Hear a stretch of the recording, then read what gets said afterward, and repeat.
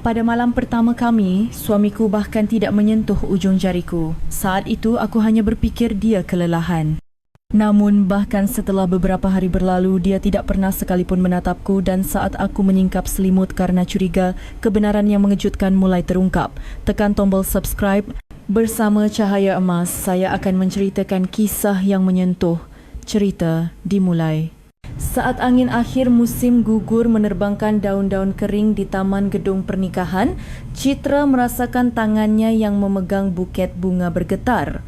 Aroma mawar menyentuh ujung hidungnya, tetapi rasa cemas terasa lebih besar daripada debaran gembira.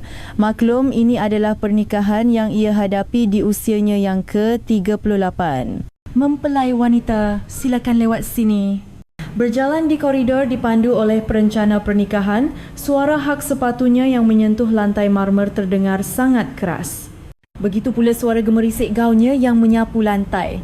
Ketika pintu ruang tunggu dibuka, ia melihat bayangan dirinya dalam gaun putih di cermin.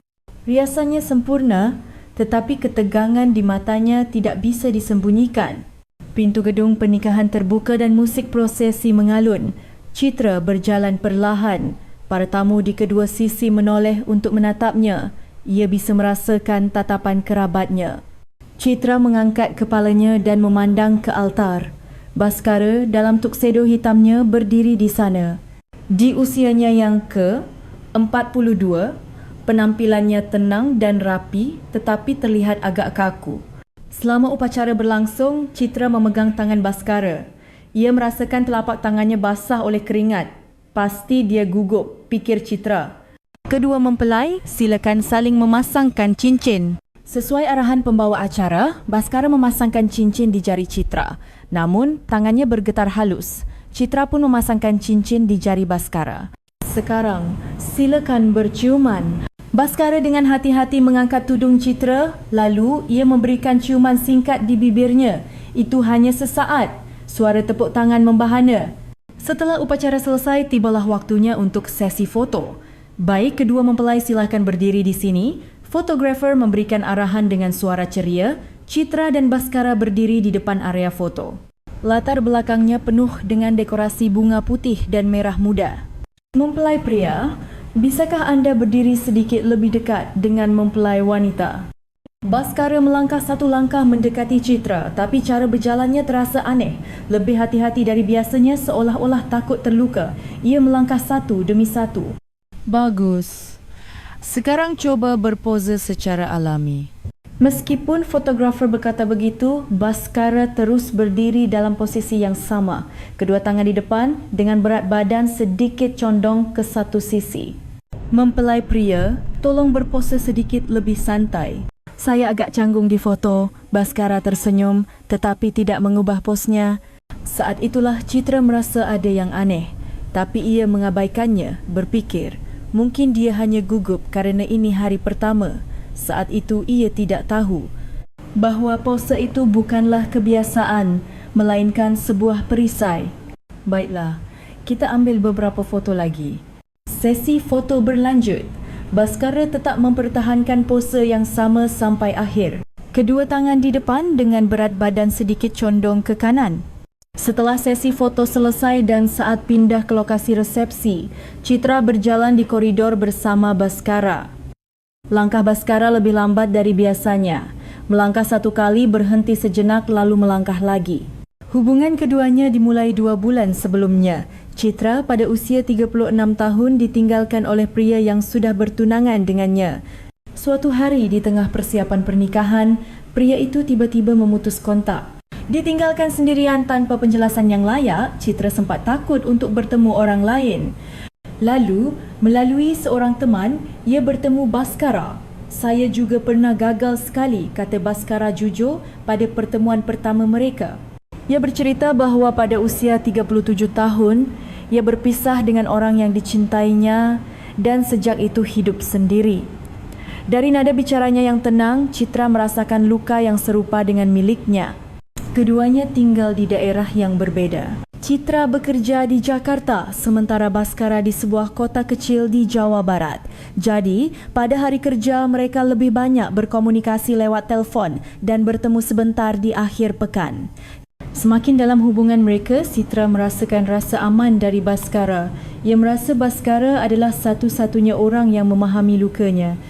Suatu hari Baskara berkata dengan serius kepada Citra, "Ibu saya sedang sakit, sudah lebih dari 6 bulan di rumah sakit. Apakah kondisinya sangat tidak baik?" Kata doktor, "Waktunya tidak banyak lagi." Ibu saya bilang beliau hanya ingin melihat pernikahan saya selagi masih hidup. Suara Baskara bergetar. Citra memegang tangannya. "Saya ingin bertemu dengan ibumu." Akhir pekan berikutnya, Citra pergi ke rumah sakit bersama Baskara. Sang ibu yang terbaring di ranjang rumah sakit tersenyum dengan wajah tirusnya. "Cantik sekali, tolong jaga putera saya baik-baik."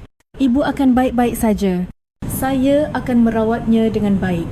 Saat meninggalkan rumah sakit hari itu, Baskara berkata pelan, "Citra, saya ingin mempercepat pernikahan kita. Saya ingin berjanji di depan ibu." Citra ragu. Mereka baru bertemu selama 2 bulan. Namun, melihat tatapan putus asa Baskara, ia tidak bisa menolak. Ia sendiri sudah berusia 38 tahun dan merasa tidak punya banyak waktu lagi untuk menunggu. "Baiklah, mari kita sampaikan kabar gembira ini pada ibumu." Demikianlah, keduanya menikah hanya 2 bulan setelah bertemu.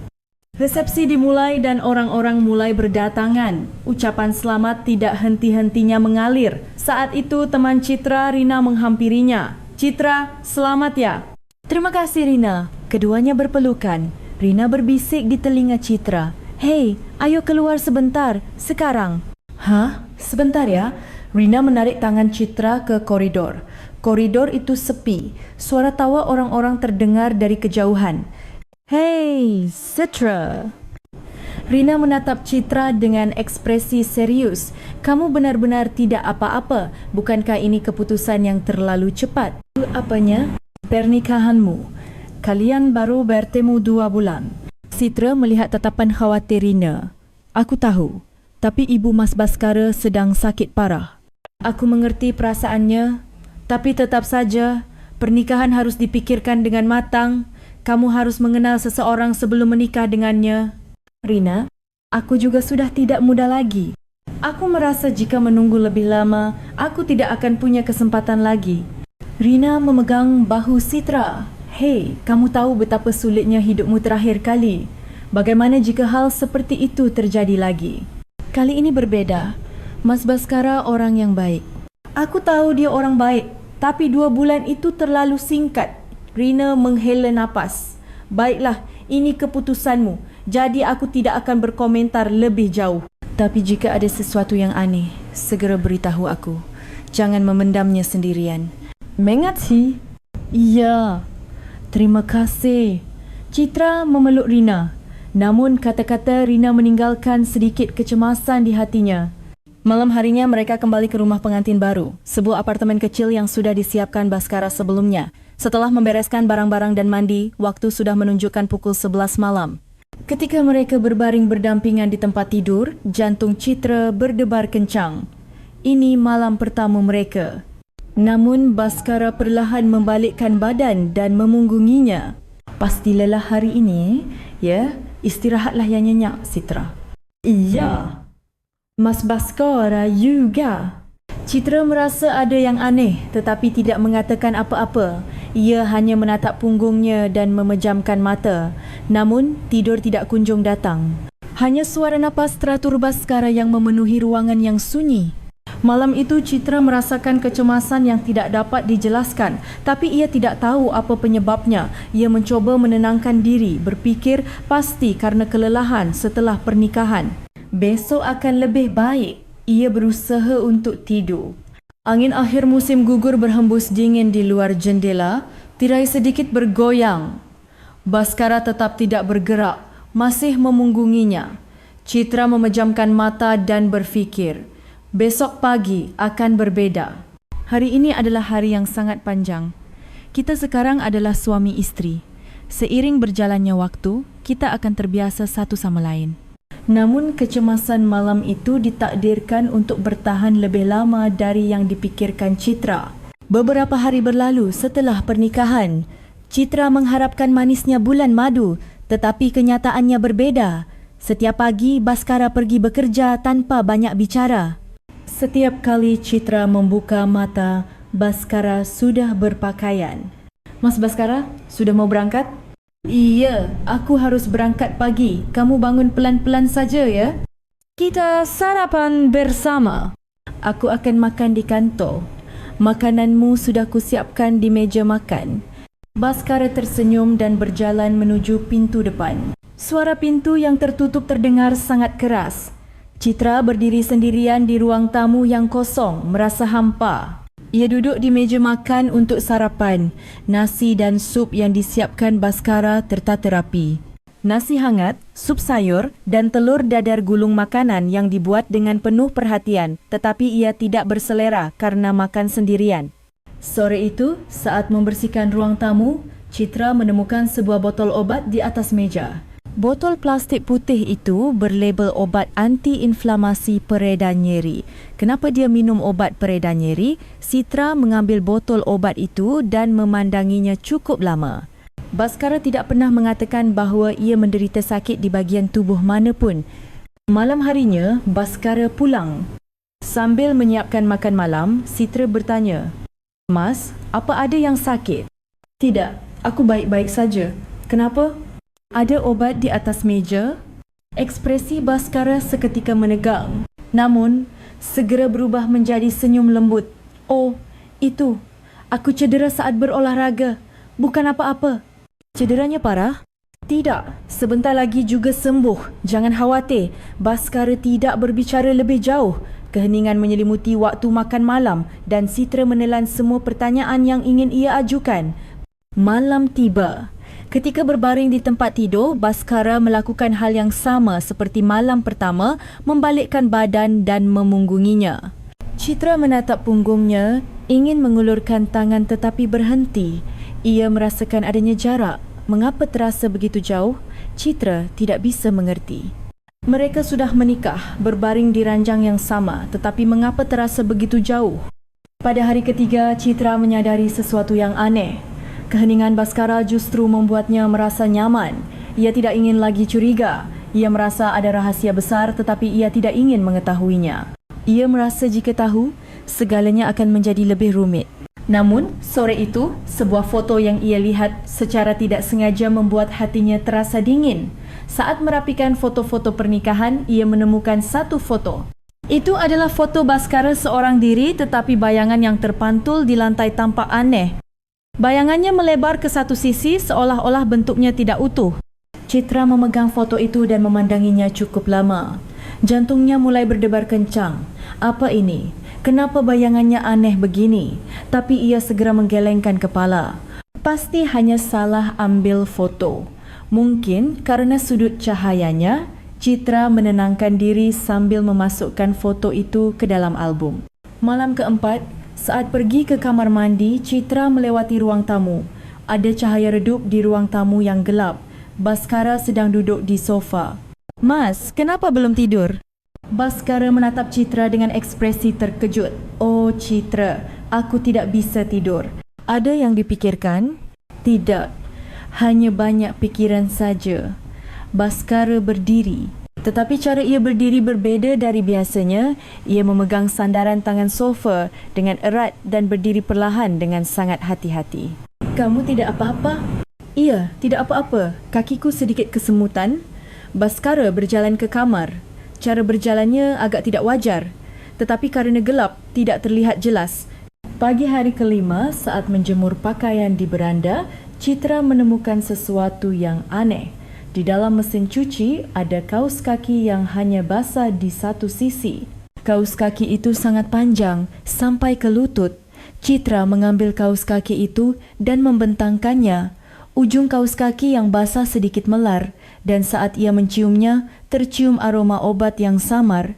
Kenapa hanya satu sisi yang basah? Dan bau apa ini? Citra memasukkan kaus kaki itu ke keranjang cucian, tetapi pikirannya terus terusik.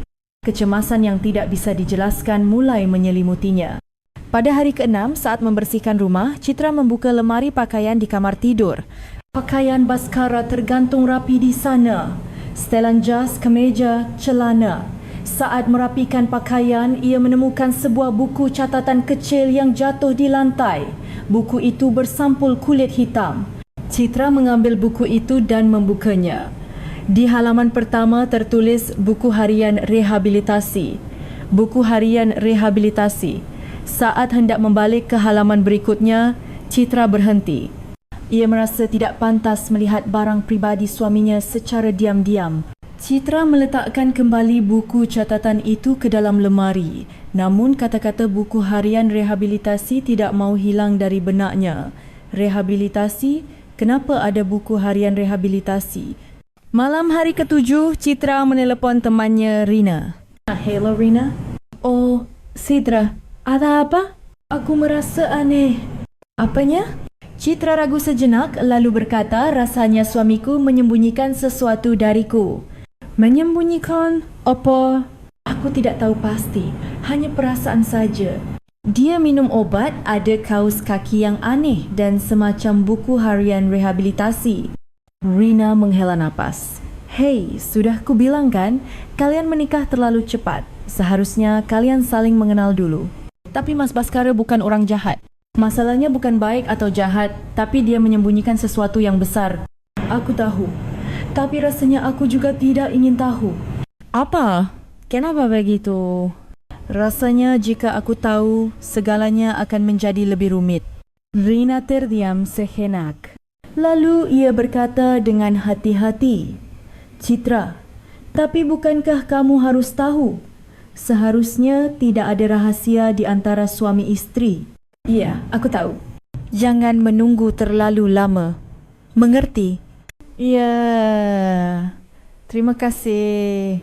Setelah menutup telepon, Citra duduk termenung cukup lama. Malam itu, ketika berbaring di tempat tidur, Citra berkata kepada Baskara, Mas Baskara. Iya, apa tidak ada yang ingin Mas katakan padaku?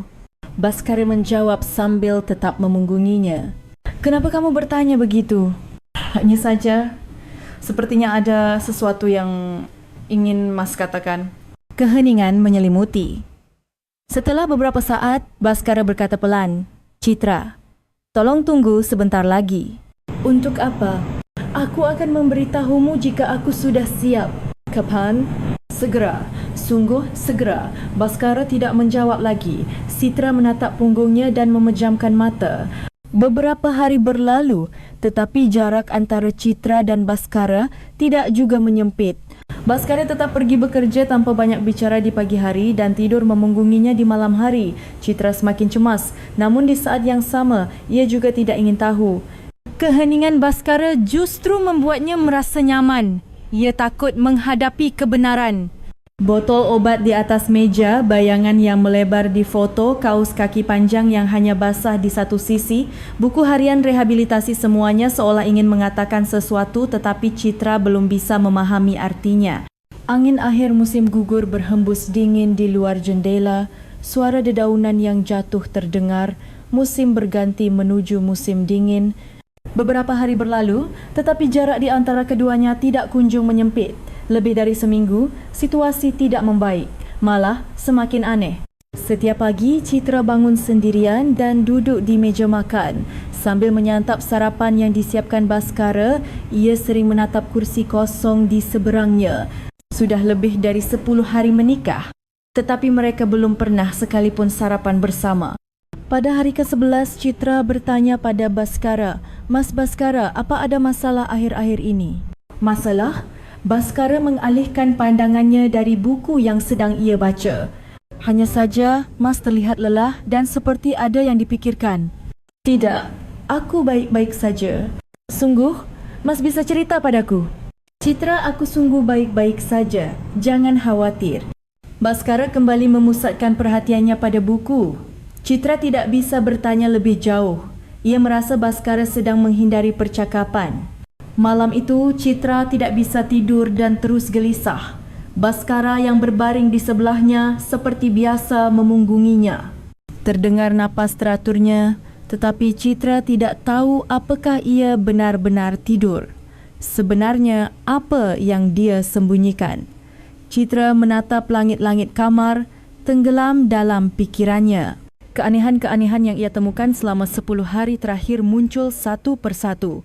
Botol obat, bayangan di foto, kaus kaki basah, buku harian rehabilitasi. Pada sore hari ke-12, teman Citra, Rina, datang berkunjung. "Hei Citra, lama tidak bertemu." "Rina, kenapa tiba-tiba datang?" "Hanya ingin tahu saja. Bagaimana kehidupan pengantin barumu?" Keduanya duduk di sofa ruang tamu. Setelah Citra menyajikan teh, Rina menyesapnya sekali lalu bertanya, "Suamimu kerja, bagaimana kabarmu?" Citra ragu sejenak sebelum menjawab, "Baik-baik saja." "Kenapa suaramu begitu? Ada masalah?" "Tidak, hanya sedikit lelah saja." Rina menatap Citra lekat-lekat. "Hei, aku ini siapa? Aku tahu kamu sedang berbohong. Ada apa?" Citra menghela napas. "Rina, rasanya suamiku menyembunyikan sesuatu dariku." "Lagi, kemarin kamu juga bilang begitu?" "Iya, tapi keanehannya berlanjut.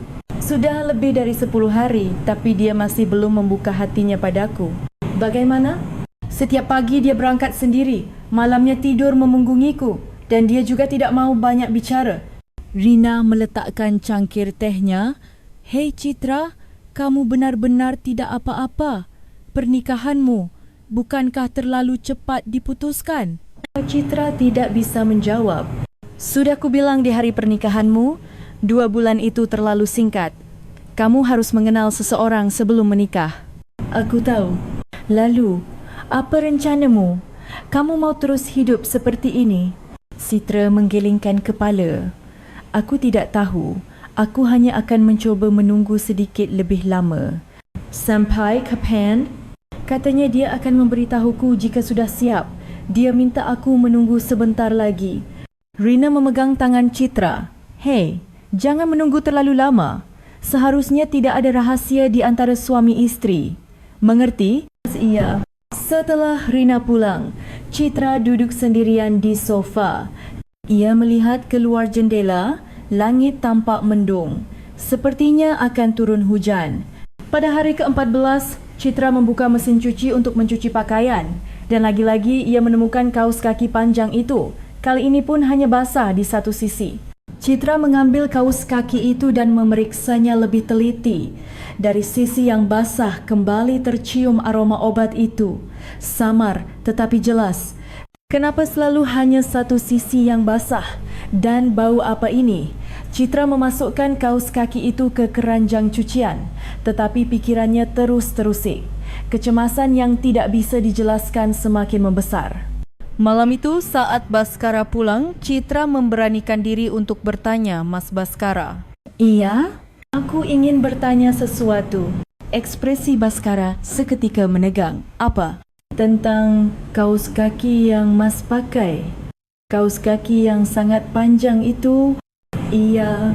"Kenapa dengan itu?" "Hanya penasaran kenapa Mas memakai kaus kaki sepanjang itu." Baskara ragu sejenak sebelum menjawab. "Untuk peredaran darah.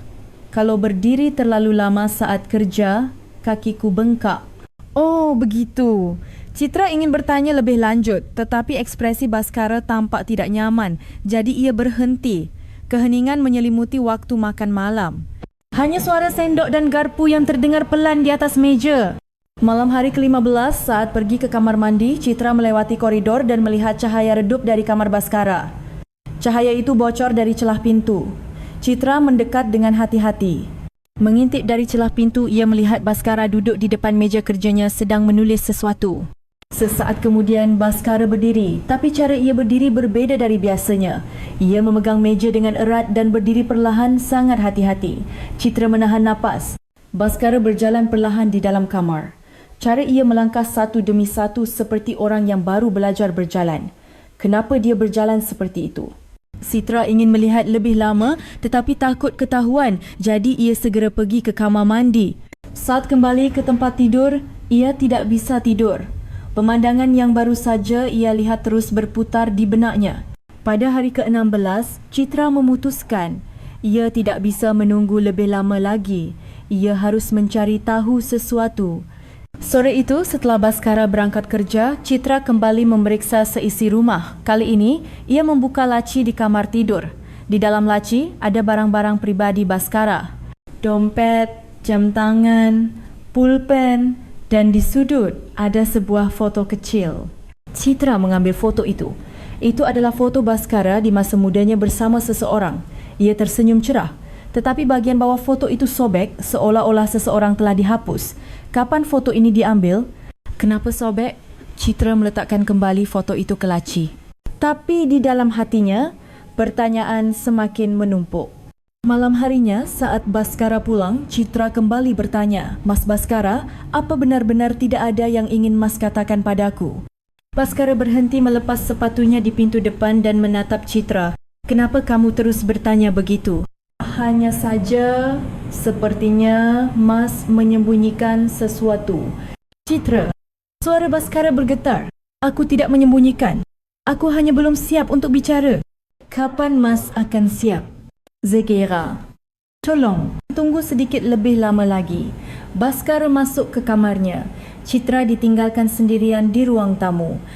Malam itu meski sudah berbaring di tempat tidur, Citra tidak bisa tidur. Sambil menatap punggung Bhaskara yang berbaring di sebelahnya, ia berfikir, sebenarnya apa yang dia sembunyikan? Kenapa dia tidak bisa mengatakannya?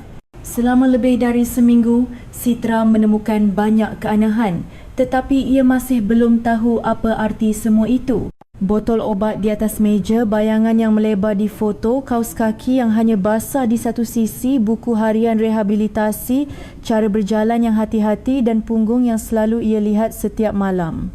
Semuanya seolah ingin mengatakan sesuatu, tetapi Citra belum bisa memahaminya. Setiap kali melihat kaus kaki basah di mesin cuci, kecemasan yang tidak bisa dijelaskan merayap masuk. Tapi ia tidak tahu persis apa artinya atau mengapa ia merasa begitu cemas. Citra menatap keluar jendela. Bintang-bintang mulai bermunculan satu persatu di langit malam. Angin dingin akhir musim gugur menggoyangkan jendela. Selama lebih dari seminggu, hanya keheningan yang mengalir di antara mereka berdua. Bhaskara tetap pergi bekerja tanpa banyak bicara di pagi hari dan memunggunginya di malam hari. Dan Citra masih menunggu sampai Bhaskara membuka mulutnya. Tapi Citra tidak tahu bahawa keheningan itu akan segera pecah. Dan kebenaran yang akan ia ketahui saat itu jauh lebih besar dari yang ia bayangkan. Setelah hampir 2 bulan berlalu, musim telah sepenuhnya berganti menjadi musim dingin. Hubungan Citra dan Bhaskara masih di tempat yang sama atau mungkin terasa semakin jauh. Bhaskara tetap pergi bekerja tanpa banyak bicara di pagi hari dan tidur memunggunginya di malam hari. Tapi Citra sudah tidak bertanya lagi. Ia tahu bertanya pun tidak akan ada gunanya. Sebaliknya, ia diam-diam mengamati semua perilaku Bhaskara, semua kebiasaannya, semua keanehannya. Malam itu sudah larut, Citra bangun dari tempat tidur untuk pergi ke kamar mandi. Saat melewati koridor, cahaya redup kembali bocor dari celah pintu kamar Bhaskara. Masih belum tidur, Citra mendekat dengan hati-hati. Tapi dari celah pintu tercium bau aneh, bau obat-obatan, bau disinfektan khas rumah sakit. Bau apa ini? Citra mengendus. Benar, itu bau obat, campuran alkohol dan disinfektan. Saat ragu apakah harus mengetuk pintu atau tidak, Citra memutuskan untuk pergi ke kamar mandi. Setelah selesai dan keluar dari kamar mandi, terdengar suara kecil dari kamar Bhaskara, seperti ada sesuatu yang jatuh. Citra berdiri di depan pintu. Hendak mengetuk, tapi berhenti. Terdengar suara erangan Bhaskara dari dalam. Erangan itu kecil tapi jelas, suara kesakitan. "Mas Bhaskara," Citra mengetuk pintu. "Apa Mas baik-baik saja?" Terdengar suara gerakan, tergesa-gesa dari dalam. Sepertinya sedang membereskan sesuatu dengan cepat. "Ya, aku baik-baik saja." Terdengar suara Bhaskara, tapi berbeda dari biasanya. Suaranya bergetar. "Buka pintunya, Mas. Aku khawatir." "Tidak apa-apa. Sungguh, aku akan segera keluar." Citra berdiri menunggu di depan pintu. Setelah beberapa lama, pintu terbuka. Bhaskara keluar dengan wajah pucat. Keringat membasahi dahinya. "Mas benar-benar baik-baik saja?" "Iya, hanya sakit perut sedikit." "Apa tidak perlu ke rumah sakit?" "Infos terima tidak. Minum obat juga sembuh." Baskara melewati Citra dan masuk ke kamar tidur. Citra sempat melirik ke dalam kamar yang baru saja ditinggalkan Baskara. Bau obat itu masih menyengat di dalam. Saat kembali ke tempat tidur, Baskara sudah berbaring. Tentu saja dengan posisi memunggunginya. Mas, apa benar-benar tidak apa-apa? Iya, tidurlah. Kamu juga, tidurlah. Citra tidak bertanya lebih jauh, tapi ia tidak bisa tidur. Bau obat yang baru saja ia cium terus terngiang di hidungnya. Sebenarnya apa yang terjadi? Kenapa ada bau obat? Keesokan paginya, Baskara berangkat lebih pagi dari biasanya. Saat Citra bangun, ia sudah tidak ada di rumah. Di atas meja makan, hanya ada secarik catatan singkat. Aku berangkat pagi. Sampai jumpa nanti malam, Baskara. Citra meremas catatan itu. Ia marah. Kemarin ia terlihat begitu kesakitan, kenapa ia tidak pergi ke rumah sakit dan malah berangkat kerja. Sore itu Citra memutuskan untuk membersihkan kamar Baskara. Bau semalam terus mengganggunya. Saat masuk ke dalam kamar, bau obat itu masih tercium samar. Citra membuka jendela untuk ventilasi. Angin dingin musim dingin masuk ke dalam kamar. Saat sedang bersih-bersih, ia melihat ke bawah tempat tidur. Ada debu menumpuk dan di antara debu itu ada sesuatu yang putih. Citra mengulurkan tangan dan mengambilnya. Itu adalah perban putih. Perban bekas yang sudah usang, di salah satu ujungnya ada sedikit noda darah. Apa ini? Kenapa ada perban di bawah tempat tidur? Citra membuka gulungan perban itu cukup panjang dan bahagian tengahnya terlihat sangat sering digunakan. Bau obat juga tercium samar. Apa Mas Baskara terluka? Terluka di mana sampai butuh perban sepanjang ini? Citra hendak meletakkan kembali perban itu ke bawah tempat tidur, tapi berhenti. Jika ia meletakkannya kembali, Baskara akan tahu ia telah melihatnya. Citra meletakkan perban itu dengan hati-hati di tempat semula. Tapi sekarang ia yakin Baskara pasti terluka di suatu tempat dan lukanya parah. Kerana itu ia memakai perban, minum obat dan merawat lukanya sendirian setiap malam. Tapi kenapa tidak pergi ke rumah sakit? Kenapa tidak memberitahuku? Malam harinya, Baskara pulang. Sambil menyiapkan makan malam, Citra bertanya dengan hati-hati. Mas, kemarin Mas sakit parah ya? Oh, tidak apa-apa. Hari ini bagaimana? Tidak baik kan? Jangan khawatir. Baskara tersenyum tapi wajahnya masih terlihat lelah. Mas, apa? Ada yang terluka? Tangan Baskara seketika berhenti. Tangan yang hendak menuang air berhenti di udara. Kenapa kamu bertanya begitu? Hanya saja belakangan ini Mas terlihat sangat kesulitan. Tidak, aku baik-baik saja. Sungguh. Ya, sungguh. Baskara seolah tidak ingin melanjutkan percakapan dan masuk ke kamarnya.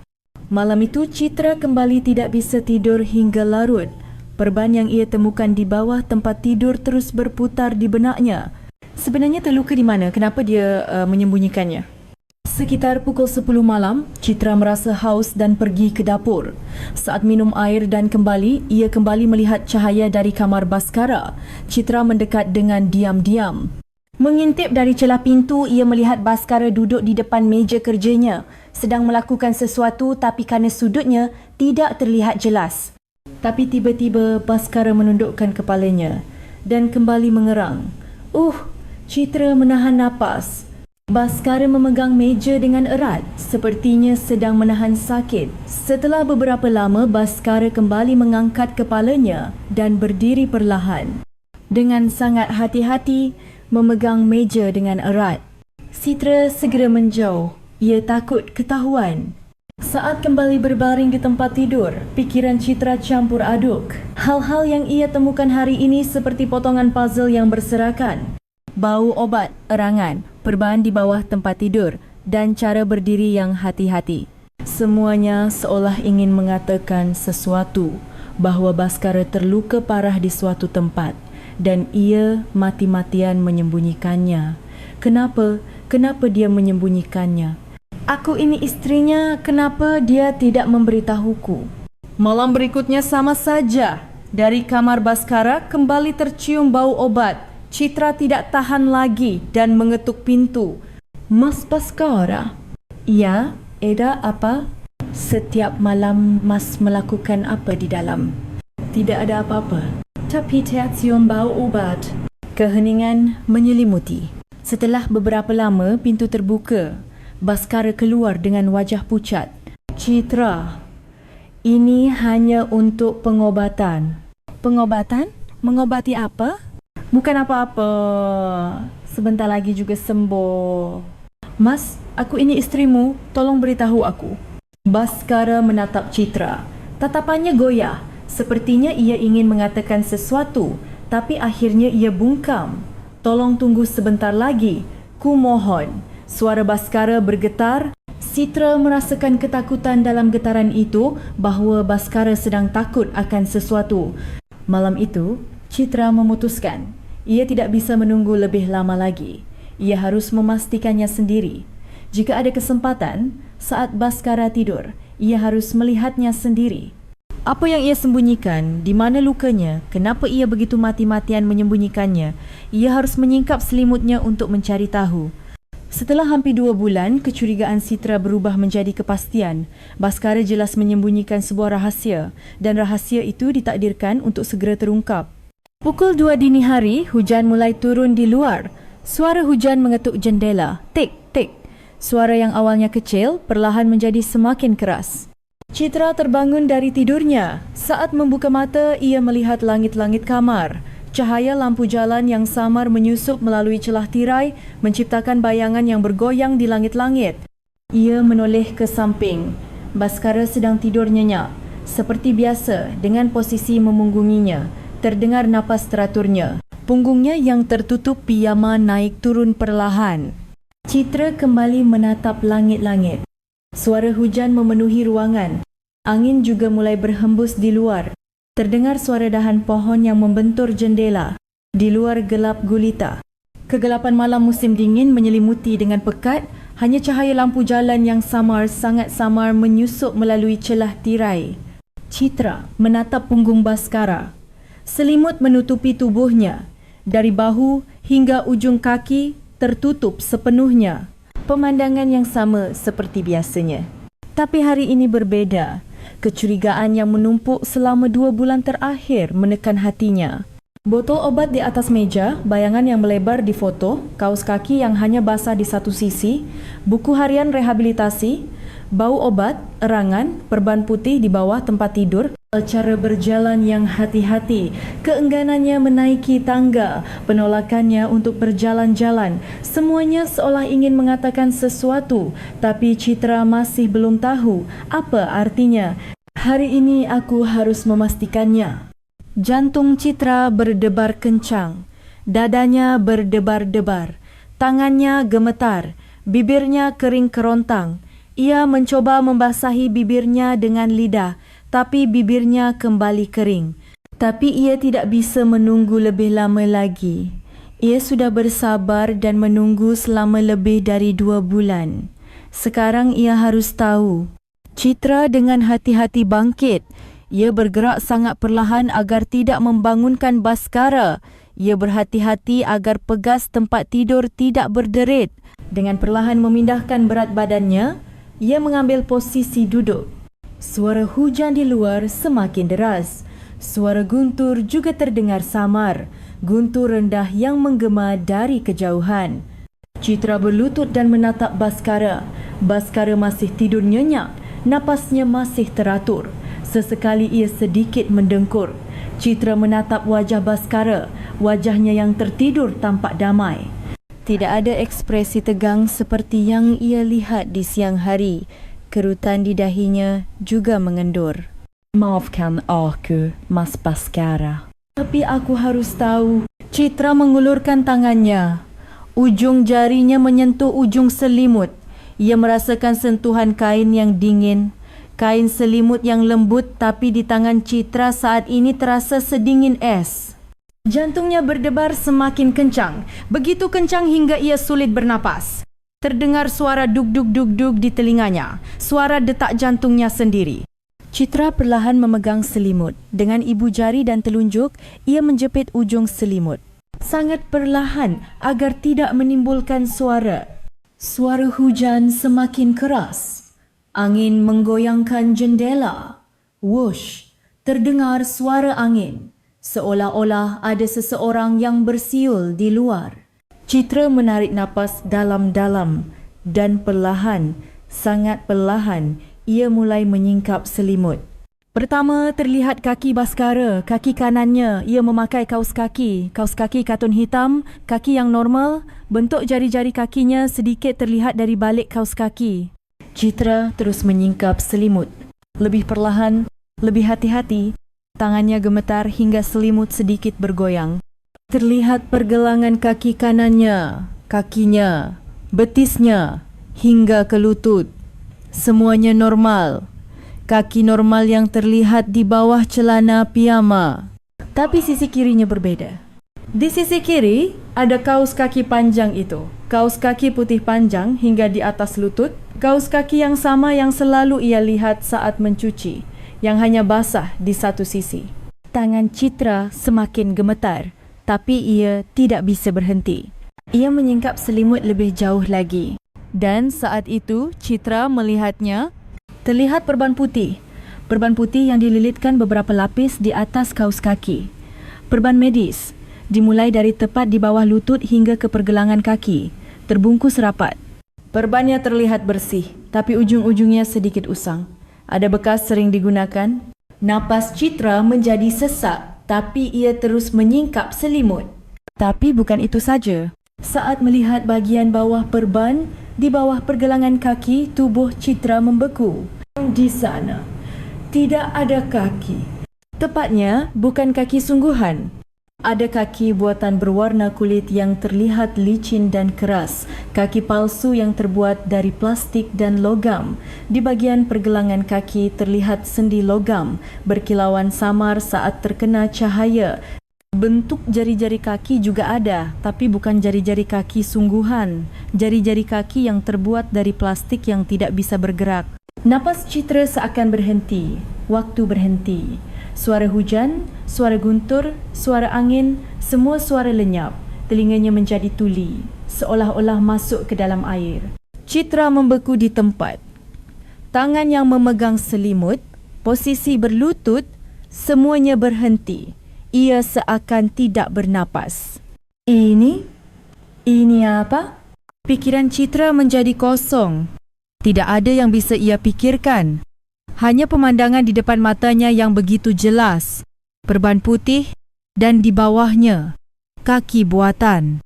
Sendi logam, kaki plastik, kaki kiri Baskara, bukan kaki sungguhan. Tangan Citra gemetar. Tangan yang memegang selimut bergetar hebat. Bulu kuduknya meremang. Punggungnya terasa dingin. Ujung jarinya menjadi dingin. Mas Baskara, Mas Baskara, kakinya, satu kakinya tidak ada. Ia tidak bisa berpikir jernih. Guncangannya terlalu besar. Pikirannya kacau balau. Citra tetap diam di tempat. Ia tidak tahu berapa lama waktu telah berlalu. 1 detik, 10 detik, 1 menit. Jantungnya masih berdebar kencang. Begitu kencang hingga terasa akan meledak. Saat itu Baskara bergerak. Dengan erangan kecil, Baskara membalikkan badannya. Perlahan, sangat perlahan. Citra terkejut dan melepaskan selimut. Selimut itu jatuh dengan suara buk dan kembali menutupi tubuh Baskara. Baskara membuka matanya. Perlahan. Awalnya hanya setengah terbuka, lalu semakin lebar. Mata mereka bertemu. Mata Baskara semakin membesar. Ia menyadari Citra sedang berlutut menatapnya dan selimutnya sedikit tersingkap. Wajah Baskara menjadi pucat. Oma Citra, suara Baskara bergetar, suara yang serak. Citra berkata dengan bibir gemetar mas. Aku. Kata-katanya tidak mau keluar. Tenggorokannya tercekat. Ia tidak tahu harus berkata apa. Baskara perlahan duduk. Selimutnya melorot hingga ke lutut. Baskara menunduk, menatap kakinya, kaki kirinya, kaki yang terbungkus perban putih. Lalu, ia kembali menatap Citra. Tatapannya goyah. Campuran antara takut, sedih dan pasrah.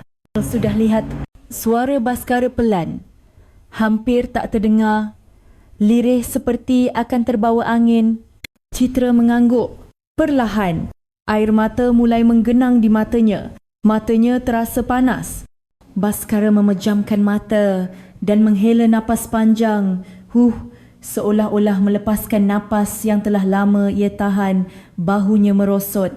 Ya, akhirnya kamu tahu. Suara Baskara dipenuhi kepasrahan. Seolah-olah saat yang telah lama ia tunggu akhirnya tiba. Mas Baskara. Suara Citra juga bergetar.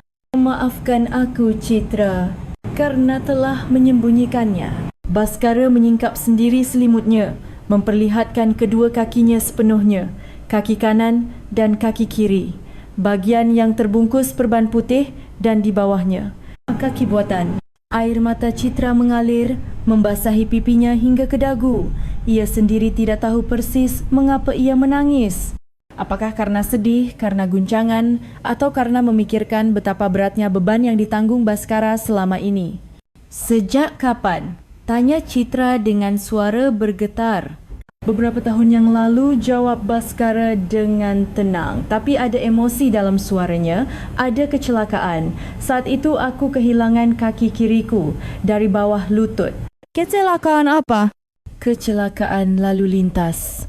Di dekat pusat rehabilitasi tempatku bekerja, ada seorang pasien yang berlari ke jalan raya.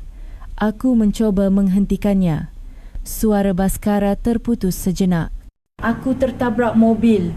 Pasien itu selamat, tapi aku kehilangan kakiku. Citra menutup mulutnya dengan tangan. Kenapa? Kenapa Mas tidak memberitahuku? Baskara menatap Citra, tatapannya sedih. Aku takut kalau kamu tahu, kamu akan meninggalkanku. Suara Baskara bergetar, aku takut kamu akan mengasihaniku. Takut kamu akan berfikir aku orang yang tidak utuh. Takut kamu akan menyesali pernikahan ini. Mas, seharusnya Mas memberitahuku sebelum kita menikah. Aku tahu, sungguh aku tahu, tapi aku tidak bisa. Aku merasa jika aku memberitahumu, kamu akan membatalkan pernikahan. Aku sangat kesepian. Saat bertemu denganmu, aku sangat bahagia. Aku tidak ingin kehilangan kebahagiaan itu. Air mata Baskara mengalir. Citra menghapus air matanya, tapi air mata terus keluar. Jadi, karena itu Mas bangun pagi-pagi sekali setiap hari, agar aku tidak melihat Mas memakainya. Baskara mengangguk. Ya, setiap pagi jam 5 aku bangun untuk memakainya. Butuh waktu sekitar 1 jam untuk memasangnya dengan benar. Membalut dengan perban, memasang kaki palsu, menyesuaikannya, butuh waktu lama. Jadi malam hari juga sendirian? Ya, setiap malam aku melepasnya, membersihkannya dan merawatnya agar kulitku tidak rusak. Harus mengelap keringat, memeriksa luka. Setiap malam butuh waktu 1 jam. Saat itu barulah Citra mengerti segalanya.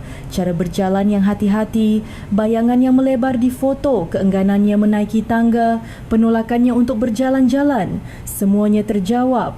Semua potongan puzzle telah menyatu.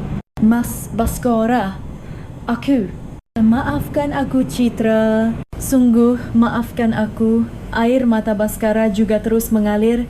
Ini sama saja dengan menipu. Aku telah menipumu. Aku tidak bisa dimaafkan. Bukan. Citra menggelengkan kepala sambil menghapus air mata. Ia berkata, ini bukan penipuan. Tapi... Citra memegang tangan Baskara, tangan yang hangat. Aku terkejut, sangat terkejut. Aku juga terguncang.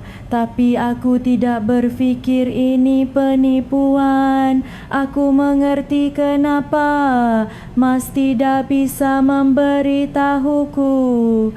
Baskara menatap Citra dengan mata yang buram karena air mata. Sungguh? Iya. Hanya saja akan lebih baik jika Mas memberitahuku. Aku pasti bisa mengerti. Mas tidak perlu menyembunyikannya sendirian dengan begitu berat. Kamu tidak akan meninggalkanku?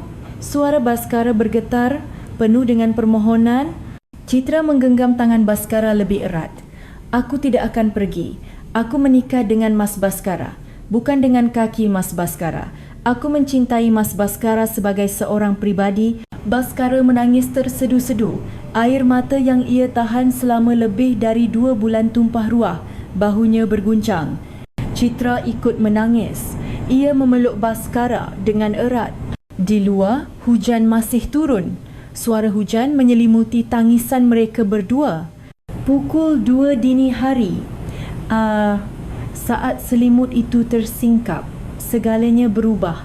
Rahasia terungkap, keheningan pecah. Dan mereka berdua, akhirnya, mulai menjadi suami isteri yang sesungguhnya. Sinar matahari pagi menyusup melalui celah tirai.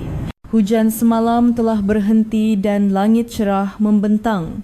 Citra membuka matanya. Ia melihat ke samping tempat tidur. Baskara sudah tidak ada. Tapi kali ini berbeza. Ia tidak merasa cemas. Terdengar suara dari ruang tamu. Aroma kopi yang sedang diseduh masuk hingga ke dalam kamar. Citra bangkit dari tempat tidur dan berjalan ke ruang tamu. Baskara sedang berdiri di dapur menyeduh kopi. Pemandangan yang sama seperti biasanya. Tapi sekarang ia tahu bahawa kaki kiri itu bukanlah kaki sungguhan. Sudah bangun? Kata Baskara menatap Citra. Suaranya terdengar hati-hati. Iya. Apa Mas sudah tidur? Ya, aku tidur nyenyak. Itu bohong. Citra tahu lingkaran hitam di bawah mata Baskara tampak lebih pekat. Mungkin ia tidak tidur sama sekali. Baskara meletakkan 2 cangkir kopi di meja makan. Lalu, ia perlahan duduk di kursi. Lebih hati-hati dari biasanya. Citra pun duduk di hadapannya. Untuk beberapa saat, mereka berdua terdiam. Uap mengepul dari cangkir kopi. Di luar, terdengar suara kicauan burung. Citra, Baskara memulai pembicaraan. Ya, semalam aku sungguh minta maaf. Tidak apa-apa. Tidak baik-baik saja. Aku telah membohongimu. Itu adalah hal yang tidak bisa dimaafkan. Suara Baskara bergetar. Tangannya yang memegang cangkir kopi juga sedikit gemetar. Mas Baskara, Citra mengulurkan tangannya di atas meja dan menutupi tangan Baskara. Aku tidak marah, tapi aku terkejut. Aku juga terguncang. Tapi sekarang, aku mengerti. Kenapa Mas tidak bisa memberitahuku? Baskara menatap Citra. Ada keraguan di matanya. Sungguh, kamu benar-benar tidak marah? Ya, malah. Aku yang merasa bersalah. Kenapa kamu yang merasa bersalah? Karena membiarkan Mas menanggungnya sendirian dengan begitu berat. Seandainya aku lebih mendekat, seandainya aku membuat Mas lebih nyaman, mungkin Mas bisa memberitahuku. Suara Citra juga bergetar. Air mata menggenang di mata Baskara. Citra, terima kasih. Sungguh, terima kasih. Tidak ada yang perlu berterima kasih. Aku kan isterimu. Mereka berdua duduk berpegangan tangan cukup lama. Kopi mulai mendingin, tapi tidak ada yang peduli. Setelah beberapa lama, Baskara berkata pelan, "Bolehkah aku bercerita?" "Iya, ceritaku. Bagaimana aku kehilangan kakiku? Bagaimana aku hidup setelah itu? Aku ingin memberitahumu semuanya." Citra mengangguk. "Ceritakanlah, aku ingin mendengarnya." Baskara menyesap kopinya sekali. Lalu, ia perlahan memulai ceritanya. 3 tahun yang lalu, saat aku berusia 37 tahun, suara Baskara tenang, tapi ada getaran di dalamnya. Saat itu, aku bekerja di pusat rehabilitasi yang sama seperti sekarang, sebagai fisioterapis. Setiap hari aku membantu rehabilitasi pasien. Pasti pekerjaan yang berat. Berat tapi memuaskan. Melihat pasien perlahan membaik, aku merasa sangat bahagia. Baskara berhenti sejenak dan menatap keluar jendela. Hari itu juga, hari yang biasa, musim gugur. Cuacanya sangat bagus. Langit cerah, angin sepoi-sepoi, suara Baskara merendah. Saat jam pulang kerja, aku keluar dari pusat rehabilitasi. Saat hendak menyeberang di zebra cross depan gedung, aku melihat seorang pasien. Pak Suryo, seorang kakek yang menjadi pasienku. Iya, Kakek itu tiba-tiba berlari ke jalan raya tanpa melihat lampu lalu lintas. Beliau sedikit pikun, jadi saat itu beliau tidak bisa berfikir jernih. Tangan Baskara gemetar. Ada mobil yang datang dengan kecepatan tinggi. Tanpa pikir panjang, aku berlari. Aku mendorong kakek itu. Kakek itu jatuh, tapi selamat. Tapi, Mas Baskara. Iya, aku tidak sempat menghindar. Mobil itu menabrak kaki kiriku. Baskara memejamkan mata, sepertinya sedang mengenang saat itu. Aku pingsan. Saat sadar, aku sudah di rumah sakit. Tepat setelah keluar dari ruang operasi. Pasti sakit sekali. Sakit, sangat sakit. Tapi yang lebih berat adalah kata-kata doktor. Suara Baskara semakin pelan. Kakinya tidak bisa diselamatkan. Kami harus mengamputasi di bawah lutut. Saat mendengar itu, rasanya dunia runtuh. Citra menggenggam tangan Baskara lebih erat. Awalnya aku tidak percaya bahawa kakiku sudah tidak ada. Ada yang namanya nyeri phantom, gejala di mana kaki yang sudah tidak ada terasa sakit. Setiap malam aku terbangun karena kakiku sakit. Tapi saat kulihat kakiku sudah tidak ada. Itu benar-benar berat.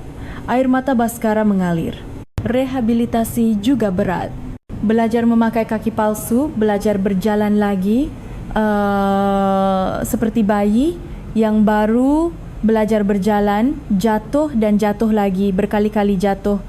Tapi sekarang Mas sudah bisa berjalan dengan baik. Butuh waktu 1 tahun untuk bisa berjalan dengan baik. Setiap hari aku berlatih. Pagi-pagi bangun memakai kaki palsu, berlatih seharian dan melepasnya di malam hari. Proses itu kuulangi selama 1 tahun. Baskara kembali menyesap kopinya. Yang paling berat adalah tatapan orang. Tatapan. Iya.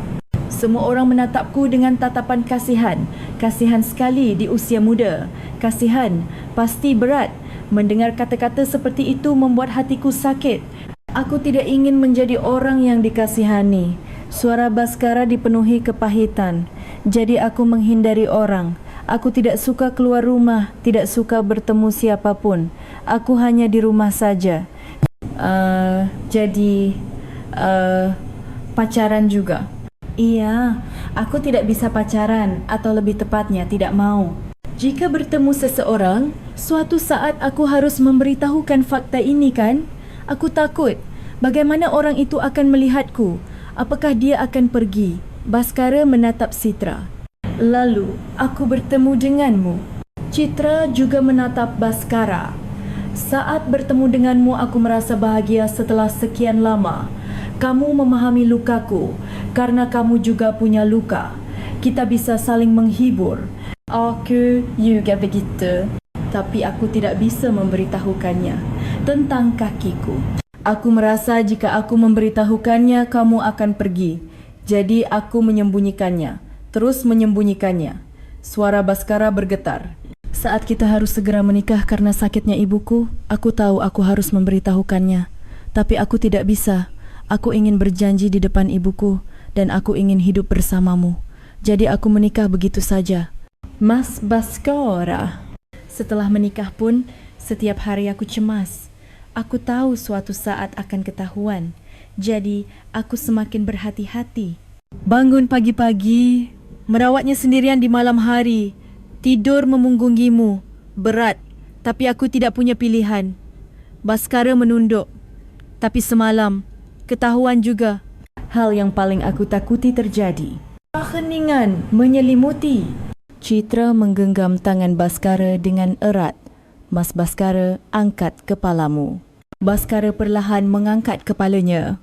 Aku tidak akan pergi. Sungguh. Iya, sungguh. Mas adalah orang yang berani. Mas kehilangan kaki karena menyelamatkan orang lain. Dan Mas bertahan melalui rehabilitasi yang berat selama 1 tahun. Mas bangkit kembali. Betapa hebatnya itu. Suara Citra bergetar. Mas adalah orang yang utuh. Kehilangan 1 kaki tidak membuat Mas tidak utuh. Keberanian Mas, kehangatan Mas, perhatian Mas, itulah Mas Baskara yang sesungguhnya. Itulah Mas Baskara yang aku cintai. Air mata Baskara mengalir deras. Terima kasih, sungguh terima kasih. Sekarang jangan sembunyi lagi. Tidak perlu bangun pagi-pagi lagi. Tidak perlu bersusah payah sendirian di malam hari. Aku akan membantumu. Citra, kita kan suami isteri. Mari kita lakukan bersama. Baskara bangkit dan memeluk Citra dengan erat. Citra juga memeluk Baskara. Mereka berdua berpelukan cukup lama. Di luar, sinar matahari yang hangat masuk. Terdengar suara kicauan burung.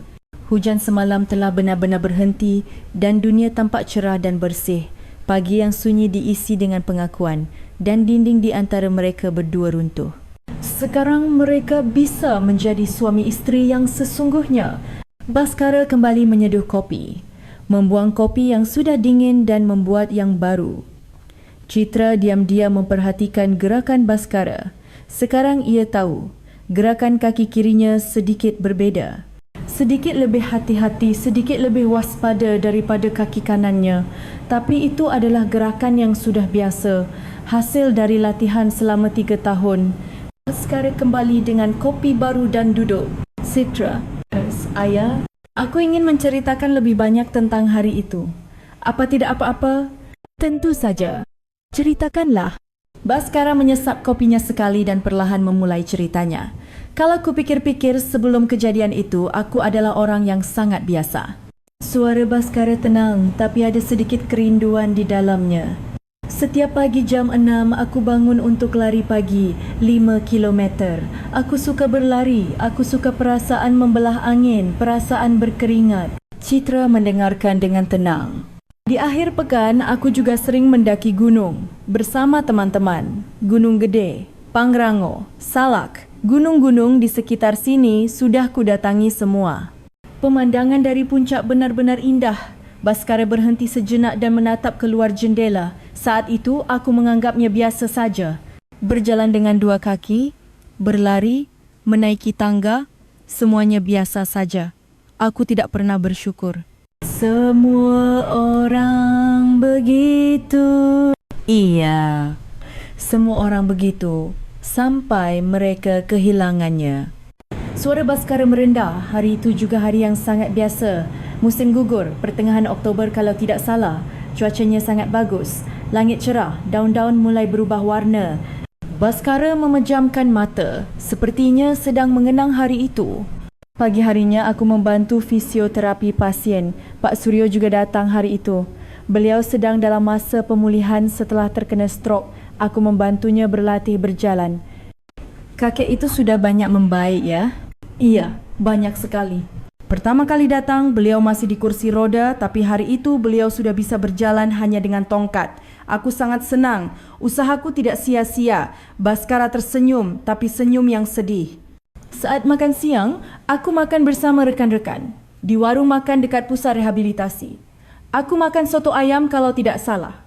Enak sekali. Kami bercanda, tertawa. Makan siang yang sangat biasa. Tangan Baskara menggenggam cangkir kopi dengan erat. Sore harinya aku juga melayani pasien. Dan sekitar jam 5 sore, jam pulang kerja tiba, aku membereskan barang-barang dan keluar dari pusat rehabilitasi. Suara Baskara mulai bergetar. Di depan pusat rehabilitasi ada zebra cross. Zebra cross dengan lampu lalu lintas. Setiap hari aku menyeberang di sana. Hari itu juga sama. Aku sedang menunggu lampu hijau. Citra memegang tangan Baskara. Saat itu, aku melihat Pak Suryo. Beliau keluar dari pusat rehabilitasi bersama pendampingnya. Kakek itu melihatku dan melambaikan tangan. Aku juga balas melambaikan tangan. Baskara berhenti sejenak untuk mengatur napas lalu melanjutkan. Tapi tiba-tiba, kakek itu melepaskan tangan pendampingnya dan berlari ke jalan raya. Tanpa melihat lampu, karena pikun beliau tidak bisa berpikir jernih saat itu. Oh tidak, ada mobil yang datang, sedan biru, cepat sekali, sangat cepat. Suara Baskara semakin bergetar. Tanpa pikir panjang, aku berlari, tubuhku bergerak sendiri. Aku berlari ke zebra cross dan mendorong kakek itu. Kakek itu jatuh ke samping, keluar dari jalan raya. Air mata Baskara mengalir dan aku tidak sempat menghindar. Mobil itu menabrak kaki kiriku. Mas Baskara, brake. Terdengar suara yang sangat keras dan aku terlempar ke udara. Berapa meter aku terlempar ya?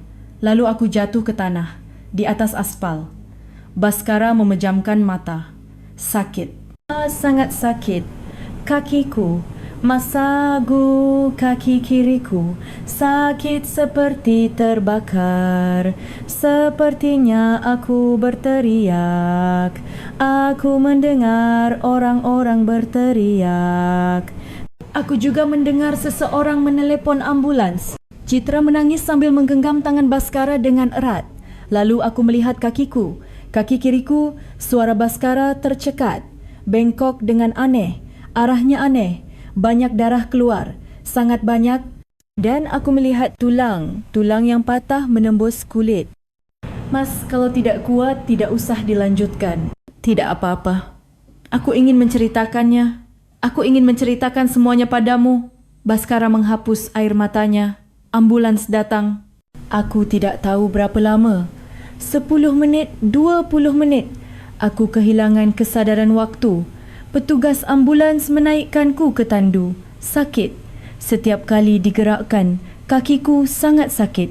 Baskara meminum kopinya dengan tangan gemetar. Selama perjalanan ke rumah sakit, kesadaranku mulai kabur. Aku sadar lalu pingsan lagi berulang kali. Petugas ambulans terus mengajakku bicara. Sadar pak, sabar sedikit lagi. Tapi kesadaranku semakin kabur. Pasti berat sekali. Saat sampai di rumah sakit, aku hampir tidak sadar. Aku dibawa ke UGD dan dikelilingi oleh dokter. Aku merasakan seseorang menggunting pakaianku. Aku disuntik. Lalu aku tertidur. Baskara menghela napas panjang. Saat sadar, operasi sudah selesai. Aku di ruang pemulihan. Tubuhku terasa sangat berat karena bius. Membuka mata saja sulit. Keluarga datang? Iya, ibuku ada di sampingku, memegang tanganku sambil menangis. Tidak apa-apa, tidak apa-apa. Beliau terus berkata begitu. Suara Baskara semakin bergetar. Aku mencoba menggerakkan kakiku, kaki kiriku, tapi tidak bisa bergerak. Atau lebih tepatnya, tidak terasa. Aku mencoba menyingkap selimut, tapi ibuku melarang. Saat itu Mas sudah tahu? Tidak, saat itu aku belum tahu. Aku hanya berpikir mungkin karena dibalut perban. Aku tidur lagi. Baskara berhenti sejenak. Sepertinya sulit untuk melanjutkan. Keesokan paginya, dokter datang. Ibuku juga ada di sana. Dokter itu duduk di kursi dan berkata dengan ekspresi serius. Baskara memejamkan mata. Bapa, sulit untuk mengatakannya, tapi kakinya tidak bisa diselamatkan. Pembuluh darah dan sarafnya terlalu rusak. Risiko infeksi juga tinggi. Kami terpaksa mengamputasi di bawah lutut. Keheningan menyelimuti. Saat mendengar itu, aku tidak percaya. Aku tidak mengerti apa maksudnya. Diamputasi, kakiku tidak ada, suara Baskara serak, aku menyingkap selimut.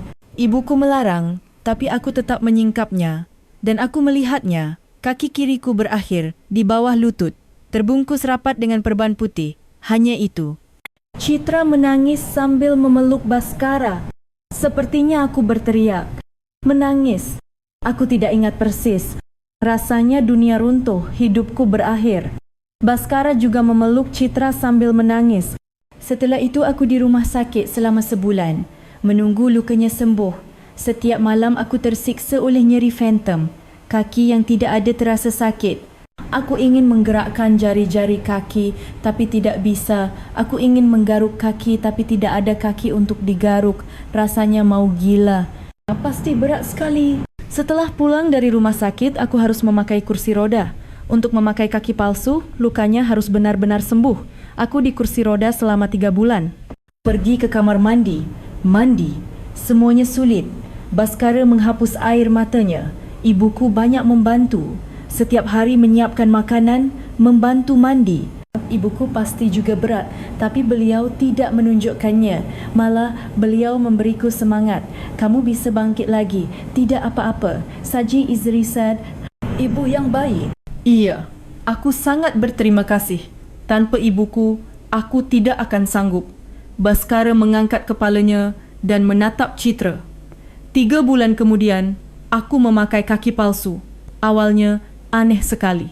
Berat, tidak nyaman, sakit, berjalan juga sulit. Berjalan beberapa langkah, lalu jatuh. Jatuh lagi, berkali-kali jatuh. Tapi sekarang Mas sudah bisa berjalan dengan baik. Butuh waktu 1 tahun untuk bisa berjalan dengan baik. Setiap hari aku berlatih, pergi ke rumah sakit rehabilitasi, fisioterapi, latihan berjalan, sangat berat. Seringkali aku ingin menyerah. Baskara menggenggam tangan Citra dengan erat, tapi aku tidak menyerah. Pak Suryo datang menjengukku.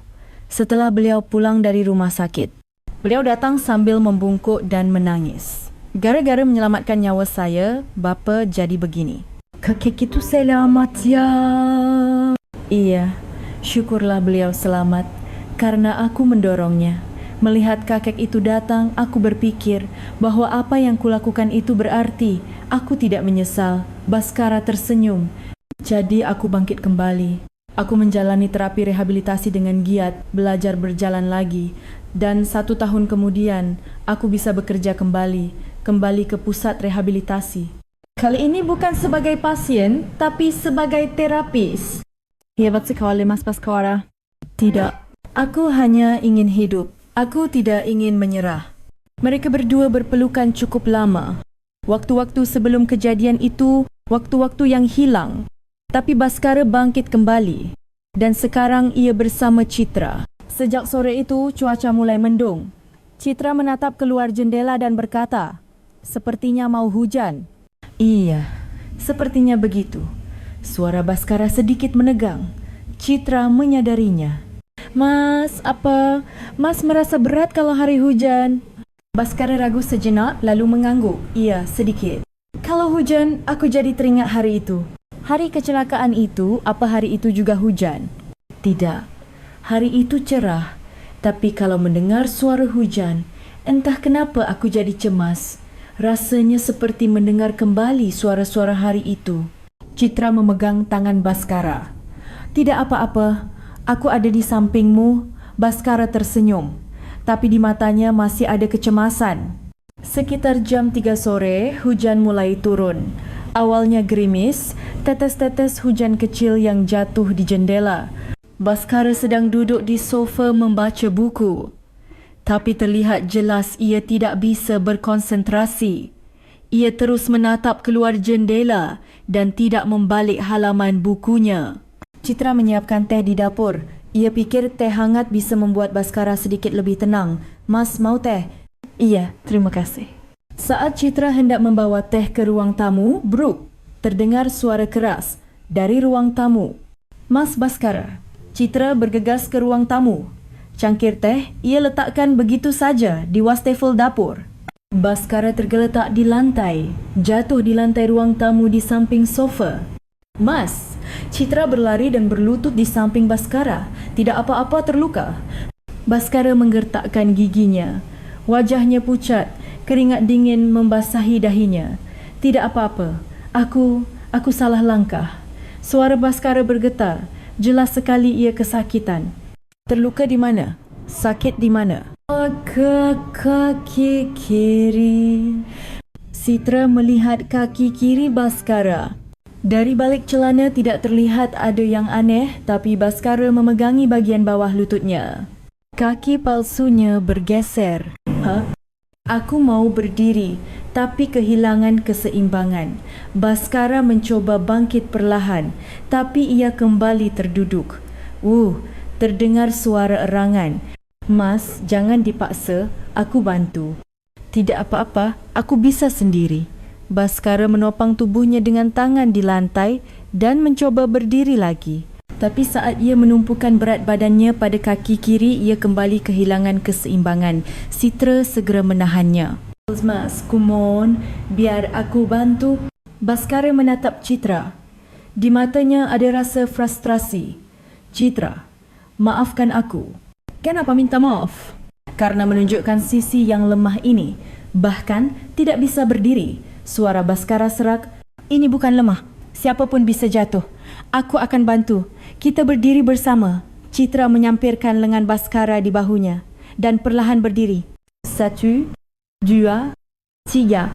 Mereka berdua berdiri bersama. Baskara menumpukan berat badannya pada kaki kanan dan Citra menopangnya. Bisa sampai ke sofa? Iya, pela-pela. Mereka bergerak perlahan, langkah demi langkah. Baskara bersandar pada Citra hingga sampai ke sofa dan duduk dengan hati-hati. Baskara menarik napas dalam-dalam. Keringat mengalir di wajahnya. Aku ambilkan air. Citra pergi ke dapur dan mengambil segelas air. Baskara menerima air itu dan meminumnya. Terima kasih. Tidak apa-apa. Sekarang bagaimana? Ya, tidak apa-apa. Istirahat sebentar juga baik. Citra duduk di samping Baskara. Apa tidak perlu diperiksa kaki palsunya? Baskara ragu sejenak lalu mengangguk. Iya, sepertinya harus. Biar aku bantu. Baskara menatap Citra. Matanya goyah. Apa? Kamu tidak apa-apa? Kenapa tidak? Aku kan isterimu. Air mata menggenang di mata Baskara. Terima kasih. Sungguh terima kasih. Baskara perlahan menggulung celananya hingga di atas lutut. Terlihat perban putih dan di bawahnya kaki palsu. Untuk pertama kalinya, Citra melihat kaki palsu itu dari dekat. Kaki buatan dari plastik berwarna kulit, sendi logam dan perban yang melilit bagian bawah lutut. Di sini sedikit bergeser. Baskara menunjuk bagian tepat di bawah lutut. Seharusnya pas begini, tapi karena jatuh tadi jadi berputar. Terus bagaimana? Harus dilepas dulu. Dilepas, lalu dipasang lagi dengan benar. Di sini sekarang, ayah, sepertinya begitu. Rasanya sulit untuk berjalan ke kamar. Citra mengangguk. Katakan padaku, aku akan bantu. Baskara menjelaskan perlahan. Bagaimana cara melepas perban, bagaimana cara melepas kaki palsu. Citra mulai melepas perban dengan hati-hati. Selapis demi selapis perlahan. Tangannya gemetar tapi ia berusaha sehati-hati mungkin. Setelah perban selesai dilepas, terlihatlah bagian bawahnya. Kaki Baskara yang tidak ada di bawah lutut. Lukanya sudah sembuh tapi kulitnya sedikit memerah. Di sini sepertinya sedikit lecet, kata Baskara. Sakit? Sedikit, tidak apa-apa. Sudah biasa. Citra melihat bagian itu dengan hati-hati. Sepertinya memang sedikit lecet. Apa tidak perlu didisinfeksi? Iya, ada obatnya di kamar. Bisa tolong ambilkan? Tentu saja. Citra pergi ke kamar Baskara. Ia membuka laci meja kerja. Di sana ada obat disinfektan, perban dan salep yang tertata rapi. Ia membawa semuanya ke ruang tamu. Sebanyak ini Mas pakai setiap hari? Iya, setiap malam aku merawatnya. Kalau tidak, kulitnya bisa rusak. Citra meneteskan obat disinfektan ke kapas dan mengoleskannya dengan hati-hati pada bagian yang lecet. Kalau sakit, bilang ya. Tidak apa-apa, sudah terbiasa. Setelah didisinfeksi, ia mengoleskan salep dan kembali membalutnya dengan perban baru. Sesuai arahan Baskara, perlahan dan hati-hati. Sekarang harus dipasang lagi kaki palsunya. Aku akan melakukannya. Biar aku bantu. Baskara mengangkat kaki palsunya. Terlihat lebih berat dari yang dibayangkan. Ini dipasang begini. Baskara perlahan memasang kaki palsunya. Citra mendampinginya, membantu jika diperlukan. Butuh waktu sekitar 10 menit untuk memasangnya dengan benar.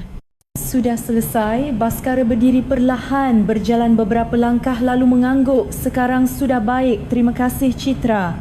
Sama-sama, mulai sekarang, setiap hari aku akan bantu. Citra, Mas, jangan bersusah payah sendirian. Mari kita lakukan bersama. Baskara memeluk Citra dengan erat. Di luar hujan masih turun. Suara hujan mengetuk jendela. Tapi sekarang Baskara tidak sendirian lagi. Citra ada di sampingnya. Mas. Iya? Hujan pun tidak apa-apa. Aku ada di sampingmu. Baskara menangis di pelukan Citra. Air mata kelegaan. Terima kasih. Karena aku bisa memberitahumu. Karena aku tidak sendirian lagi. Sungguh terima kasih. Aku juga berterima kasih. Karena bisa membantumu. Mereka berdua berpelukan cukup lama. Hujan terus turun tapi tidak lagi menakutkan. Karena sekarang mereka bersama. Beberapa minggu berlalu, rutinitas harian mereka telah berubah. Pagi hari, Citra yang bangun lebih dulu, sekitar 10 minit lebih awal dari Baskara. Lalu ia membangunkan Baskara dengan lembut. Mas, bangun. Sudah pagi ya? Ya, bangun pelan-pelan ya. Baskara membuka matanya perlahan. Citra sedang tersenyum menatapnya. Kita siap-siap bersama. Ya. Mereka berdua memulai rutinitas pagi Baskara di kamar tidur. Tidak ada lagi yang perlu disembunyikan. Baskara duduk di tempat tidur dan menggulung celana piyamanya. Citra duduk di sampingnya, menyiapkan perban dan kaki palsu. Semalam tidak terasa tidak nyaman? Ya, tidak apa-apa. Citra memeriksa kaki kiri Baskara dengan hati-hati. Memeriksa kondisi kulitnya. Apakah ada yang memerah atau ada luka? Kelihatannya bagus. Salib kemarin sepertinya manjur. Berkat kamu. Citra mengambil perban bersih dan perlahan mulai membalutnya sesuai cara yang diajarkan Baskara. Awalnya ia canggung, kadang terlalu kencang, kadang terlalu longgar. Tapi setelah beberapa minggu ia menjadi terbiasa. Sekarang ia bisa membalutnya sebaik Baskara. Segini cukup? Sempurna. Setelah selesai membalut, mereka memasang kaki palsu. Baskara mengangkat kaki palsunya dan Citra menopangnya sambil memasangnya perlahan. 1, 2, 3. Klik. Kaki palsu terpasang di tempatnya. Baskara berdiri perlahan dan berjalan beberapa langkah, memeriksa keseimbangan dan apakah ada yang tidak nyaman. Bagus. Hari ini juga pas. Syukurlah. Mereka berdua sarapan bersama. Nasi, sup dan lauk pauk buatan Citra tersaji di meja makan. Oh, Inek. Syukurlah. Belakangan ini aku sedang latihan memasak. Sudah banyak kemajuan. Baskara tersenyum sambil makan. Ia tidak lagi terburu-buru pergi seperti dulu. Ia sarapan perlahan bersama Citra dan mengobrol. Hari ini di pusat rehabilitasi ada apa? Pagi ini ada terapi rehabilitasi Pak Suryo. Sorenya ada konseling pasien baru. Pak Suryo, kakek yang mas selamatkan itu kan? Bukan. Aku yang diselamatkan olehnya, kata Baskara sambil tersenyum. Belakangan ini beliau banyak membaik. Sekarang sudah bisa berjalan sedikit tanpa tongkat. Syukurlah. Iya, melihat kakek itu aku merasa bangga. Aku merasa apa yang kulakukan itu berarti. Citra memegang tangan Baskara. Mas adalah orang yang sangat hebat. Baskara tersenyum malu-malu. Setelah sarapan, Baskara bersiap-siap berangkat kerja. Citra mengantarnya hingga ke pintu depan. Hati-hati di jalan. Iya, kamu juga. Semoga harimu menyenangkan. Setelah Baskara pergi, Citra mulai mengerjakan pekerjaan rumah. Mencuci piring, mencuci pakaian, membersihkan rumah. Dulu, setiap kali melihat kaus kaki panjang Baskara, ia merasa cemas. Tapi sekarang berbeda. Itu hanyalah pakaian suaminya. Sambil menjemur pakaian, Citra teringat malam beberapa minggu yang lalu saat ia menyingkap selimut. Saat itu, ia sangat terguncang, tidak percaya. Tapi sekarang, itu menjadi hal yang biasa. Kaki Baskara hanyalah bagian dari Baskara. Tidak ada yang istimewa, tidak ada yang aneh. Sore harinya, Citra menelepon temannya, Rina. Hello, Citra. Rina, apa khabar? Baik. Kamu, bagaimana kabarmu? Baik, sangat baik. Suara Citra terdengar ceria. Rina menyadarinya. Suaramu benar-benar berbeda. Ada apa? Citra ragu sejenak, lalu berkata, Rina, aku sudah tahu rahasia suamiku. Apa? Rahasia apa? Mari, suamiku, dia kehilangan satu kakinya 3 tahun yang lalu karena kecelakaan. Keheningan di seberang telefon. Apa? Kakinya? Iya, dia memakai kaki palsu. Itu yang dia sembunyikan. Ya ampun, jadi karena itu dia bersikap aneh. Iya, dia takut ketahuan olehku. Kamu tidak apa-apa. Pasti terguncang. Awalnya iya, tapi sekarang sudah tidak apa-apa. Malah lebih baik. Lebih baik? Ya, Sekarang suamiku sudah membuka hatinya padaku. Tidak ada rahasia lagi. Aku sangat senang. Rina menghela napas. Hei, kamu hebat sekali. Aku tidak tahu bagaimana reaksiku kalau aku di posisimu. Awalnya aku juga tidak tahu, tapi melihat suamiku aku bisa merasakan betapa beratnya bebannya, menyembunyikannya sendirian selama ini. Tapi bukankah seharusnya dia memberitahumu sebelum menikah? Itu benar, tapi aku mengerti. Pasti sulit untuk mengatakannya. Aku juga sulit menceritakan lukaku pada orang yang baru kutemui. Rina berpikir sejenak, lalu berkata, "Iya, kamu benar juga. Tapi sekarang kamu benar-benar tidak apa-apa." "Iya, aku sungguh tidak apa-apa. Malah kami jadi lebih dekat, karena sekarang tidak ada lagi yang kami sembunyikan." "Syukurlah. Mendengar suaramu, sepertinya kamu benar-benar bahagia." "Iya, aku bahagia. Rina, terima kasih karena sudah mengkhawatirkanku selama ini." "Bukan apa-apa. Kita kan teman. Kapanpun kamu butuh, telefon saja." "Iya, kamu juga jaga diri ya." Setelah menutup telefon, Citra menatap keluar jendela. Langit cerah. Sinar matahari musim dingin terasa hangat. Malam harinya, Baskara pulang. Aku pulang. "Selamat datang hari ini. Bagaimana?" "Baik. Pak Suryo hari ini untuk pertama kalinya bisa berjalan 20 meter sendirian." "Wah, benarkah? Hebat sekali." "Iya. Aku juga kaget." Mereka berdua makan malam bersama. Sayur asam dan nasi buatan Citra. Enak. Syukurlah. Setelah makan malam, mereka mencuci piring bersama. Baskara mencuci dan Citra mengelapnya. "Mas." "Ya?" "Aku ingin mengatakan sesuatu." Baskara berhenti mencuci piring dan menatap Citra. "Apa?" "Aku sangat bahagia menikah denganmu." Mata Baskara berkaca-kaca. "Aku juga. Bertemu denganmu membuatku sangat bahagia." Awalnya aku cemas, karena Mas sepertinya menyembunyikan sesuatu. Tapi sekarang aku sudah tahu semuanya. Jadi aku malah lebih nyaman. Maafkan aku karena telah menyembunyikannya." "Sudah, jangan minta maaf lagi. Itu sudah berlalu." Citra memeluk Baskara. "Mulai sekarang kita lihat ke depan saja. Masa lalu biarlah berlalu. Yang penting adalah sekarang." "Iya. Terima kasih, Citra." Malam tiba, mereka berdua pergi ke kamar tidur. Baskara duduk di tempat tidur dan mulai melepas kaki palsunya. Citra duduk di sampingnya membantunya.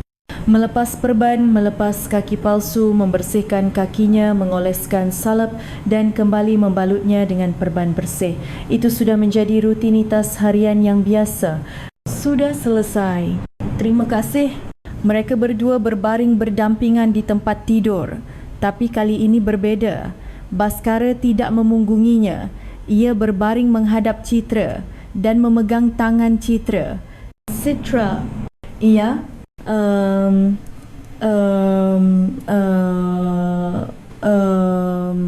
Sekarang benar-benar tidak apa-apa kan?" "Tentu saja. Diucapkan 100 kali pun tidak akan cukup." "Aku mencintaimu." Baskara tersenyum. Senyum yang tulus. "Aku juga mencintaimu sangat." Mereka berdua saling menatap sambil tertidur. Beberapa minggu berlalu di kamar tidur yang sama, tapi sekarang segalanya berbeda. Tidak ada lagi rahasia, keheningan atau jarak. Mereka berdua telah menjadi suami istri yang sesungguhnya. Beberapa bulan berlalu, musim berganti menjadi musim semi. Citra menatap keluar jendela dan berkata, "Cuacanya bagus sekali. Katanya bunga sakura sudah mekar." "Oh ya? Mau kita lihat?" tanya Baskara sambil tersenyum. "Sungguh, Mas mau jalan-jalan?" "Iya, sekarang sudah tidak apa-apa. Aku ingin mencoba berjalan bersamamu." Citra tersenyum cerah. Ini adalah pertama kalinya mereka keluar rumah bersama setelah menikah. Mereka berdua pergi ke taman di dekat rumah. Sekitar jam 2 siang. Angin musim semi yang hangat berhembus. Di pintu masuk taman, pohon-pohon sakura berjejer. Bunga-bunga putih mekar dengan indah. Setiap kali angin berhembus, kelopak-kelopak bunga berjatuhan. "Wah, indah sekali." Kata Citra takjub. Iya. Bunga sakura tahun ini sepertinya sangat indah, kata Baskara sambil tersenyum. Mereka berdua mulai berjalan perlahan. Langkah Baskara hati-hati tapi stabil. Setelah berlatih selama beberapa bulan, kondisinya jauh lebih baik. Citra memegang lengan Baskara. Pinjam lengannya ya. Silakan. Mereka berjalan bergandengan tangan di jalan yang dipenuhi bunga sakura yang berjatuhan. Di taman banyak orang. Keluarga, pasangan, teman-teman, semuanya menikmati musim semi. Beberapa orang menatap Baskara. Mereka menyadari cara berjalannya sedikit berbeda. Citra merasakan tatapan-tatapan itu, tapi ia tidak peduli. Ia menggenggam lengan Baskara lebih erat. Tidak apa-apa. Ya, tidak apa-apa. Baskara juga tersenyum. Dulu ia pasti akan merasa tidak nyaman, tapi sekarang tidak lagi. Karena Citra ada di sampingnya. Di sana ada bangku. Mau duduk sebentar? tahu. Mereka berdua duduk di bangku. Di depan mereka ada kolam kecil dan bebek-bebek berenang di sana. Tempat ini indah sekali. Iya. Aku tidak tahu ada tempat seindah ini di sini, kata Baskara. Kita sering ke sini ya? Iya. Ayo, setiap kali cuaca bagus, kita ke sini. Citra memegang tangan Baskara. Mas. Ya, aku bahagia. Sangat bahagia. Baskara menatap Citra. Tatapannya hangat. Aku juga. Bertemu denganmu mengubah hidupku. Aku juga. Berkatmu aku bisa kembali mencintai. Mereka berdua duduk di bangku cukup lama. Diam-diam menatap pemandangan. Setiap kali angin berhembus, kelopak bunga sakura berjatuhan, seperti salju yang turun. Setelah beberapa lama, Baskara mengeluarkan sepucuk surat dari tasnya. Citra, ini untukmu. Apa ini? Surat, aku yang tulis. Citra menerima surat itu. Amplop putih. Boleh ku baca sekarang? Ya, bacalah. Citra membuka amplop dan mengeluarkan suratnya. Ditulis dengan tulisan tangan Baskara yang rapi. Citra mulai membacanya perlahan. Untuk Citra yang tercinta, saat aku menulis surat ini, kamu sedang tertidur di kamar sebelah. Aku bisa mendengar napasmu yang teratur. Mendengar suara itu membuat hatiku tenang. Aku ingat hari pertama kali kita bertemu di sebuah kafe. Saat kamu masuk, jantungku berdebar kencang. Anehnya, meskipun baru pertama kali bertemu, aku tidak merasa asing. Saat berbicara denganmu, aku merasakan ketenangan setelah sekian lama. Kamu punya luka, aku juga punya luka. Kita bisa saling memahami rasa sakit masing-masing. Tapi aku tidak bisa memberitahukan rahasiaku. Cerita tentang kakiku. Aku tahu aku harus memberitahukannya. Tapi aku takut. Takut kamu akan pergi. Saat menikah pun, aku menyembunyikannya. Aku pengecut sekali. Aku telah membohongimu. Itu adalah hal yang tidak bisa dimaafkan. Malam itu, saat kamu menyingkap selimut, rasanya dunia runtuh. Sudah berakhir, pikirku. Citra pasti akan pergi. Tapi kamu tidak pergi. Malah, kamu memelukku. Kamu bilang tidak apa-apa. Kamu bilang kamu mencintaiku. Saat itu, aku mengerti. Apa itu cinta sejati? Cinta sejati bukan hanya melihat sisi yang sempurna, tapi juga menerima sisi yang kurang, luka, dan kelemahan, dan mengatasinya bersama-sama. Kamu menunjukkan cinta seperti itu padaku. Setiap pagi kamu merawat kakiku, membalutnya dengan perban, dan membantuku berdiri bersama. Saat aku jatuh, kamu membantuku bangkit, dan saat aku kesulitan, kamu ada di sampingku. Berkatmu, aku bisa hidup kembali, atau lebih tepatnya, belajar cara hidup yang sesungguhnya. Selama 3 tahun setelah kehilangan kakiku, aku memang hidup, tapi tidak benar-benar hidup. Aku hanya bertahan, menjaga jarak dari dunia, menghindari orang, dan bersembunyi sendirian. Tapi setelah bertemu denganmu, setelah kamu ada di sisiku, aku kembali menjadi manusia, dengan percaya diri. Sekarang aku tidak takut lagi.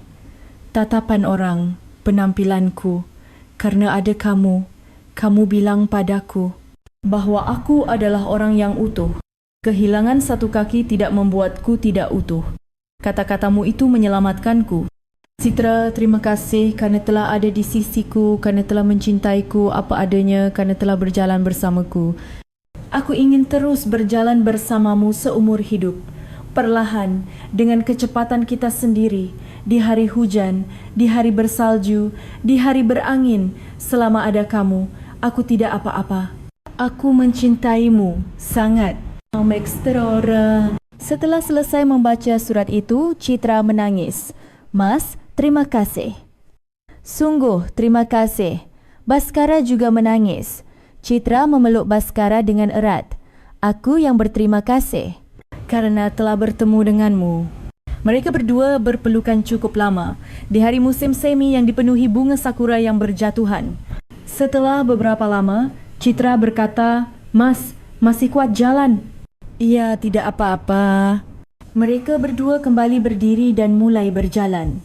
Mengikuti jalan setapak di taman perlahan. Langkah Baskara tidak sempurna. Sesekali ia sedikit limbung, tapi tidak apa-apa kerana Citra menopang lengannya. Orang-orang yang lewat melihat mereka. Pasangan suami isteri yang berjalan bergandengan tangan. Mereka juga melihat sang suami berjalan sedikit terpincang. Tapi wajah mereka berdua penuh dengan senyuman. Mas, di sana ada penjual es krim. Mau beli? Boleh. Mereka berdua membeli es krim dan duduk di bangku untuk memakannya. Es krim strawberry. Enak. Iya. Citra menatap Baskara. Mas, bagaimana pekerjaan di pusat rehabilitasi belakangan ini? Baik. Belakangan ini ada pasien baru. Beliau baru pertama kali memakai kaki palsu. Aku banyak membantunya. Kalau Mas yang bantu, pasti beliau sangat terbantu. Sepertinya begitu. Kalau aku menceritakan pengalamanku, beliau merasa sangat terhubung. Baskara tersenyum. Aneh rasanya, lukaku bisa membantu orang lain. Dulu aku hanya menyembunyikannya, tapi sekarang aku membagikannya. Hebat sekali, Mas. Setelah selesai makan es krim, mereka kembali berjalan. Matahari mulai condong ke barat. Sekitar jam 4 sore, sinar matahari musim semi yang hangat menyinari mereka berdua. Mas, ya, hari ini aku sangat bahagia karena bisa berjalan bersamamu seperti ini. Aku juga berjalan sambil memegang tanganmu, rasanya senang sekali. Mereka berdua tersenyum sambil berjalan. Mereka mengitari taman dan kembali ke pintu masuk. Saatnya pulang. Mas, tidak lelah? Sedikit, tapi tidak apa-apa. Lelah yang menyenangkan. Kita istirahat di rumah. Ya. Dalam perjalanan pulang, Baskara berkata, Citra, ya, aman inaman arun arila aridala. Sekarang kita berdua adalah orang yang utuh. Citra menggenggam tangan Baskara dengan erat. Iya, kita berdua utuh. Angin musim semi mengiringi langkah mereka. Kelopak bunga sakura terbawa angin dan terbang bersama mereka. Luka seseorang, jika disembunyikan akan menjadi memar dan jika diperlihatkan akan menjadi bunga. Baskara menyembunyikan lukanya selama 3 tahun. Luka itu menjadi memar dan menyakitinya. Tapi setelah ia menunjukkannya pada Citra dan menyembuhkannya bersama, luka itu menjadi bunga.